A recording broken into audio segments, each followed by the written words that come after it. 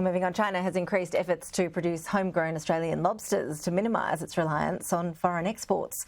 President Xi Jinping says the made-in-China lobsters, which are yabbies grown in fish ponds, will make his country more resilient in a hostile world.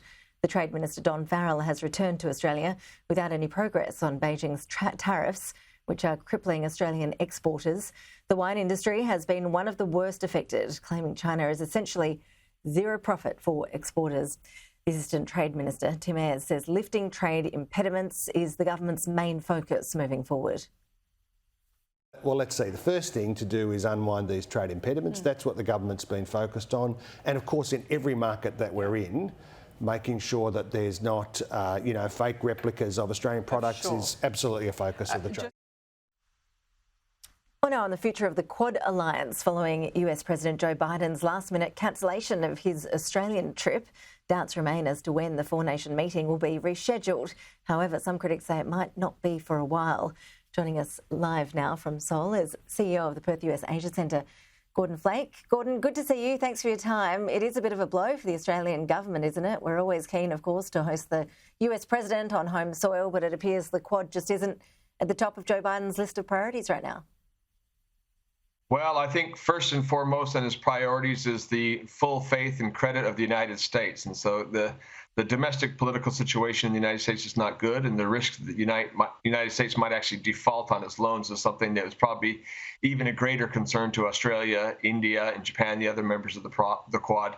No question, his partners, Joe Biden's partners, are Prime Minister Anthony Albanese, Indian Prime Minister Modi, Japanese Prime Minister Kishida, are all going to be disappointed. They've made a lot of preparations themselves for this, but understanding. It does undercut, however, the United States' credibility in the region, and it does raise anxiety about the implications of domestic politics in the United States for U.S. ability to commit to our region here. And what are some of those likely implications when you look at that domestic challenge of the debate over the debt ceiling? Where is that likely to land? Now, to be clear, this shouldn't be seen as a lack of U.S. commitment to the Quad or a lack of U.S. commitment to Australia or even a lack of U.S. commitment to Papua New Guinea, where President Biden was also scheduled to visit. It really is more an indication of the ongoing weakness and turmoil in U.S. domestic politics. Traditionally, the Republican Party in the United States was considered to be the party of alliances, the party of free trade, the party of internationalism. And the fact that it's that party today that is kind of holding the president hostage and the United States hostage with these negotiations really throws into question what might happen at the next election, whether or not the United States remains as engaged. And so it's that anxiety. It's not so much a short term, that will be, the meetings will be rescheduled.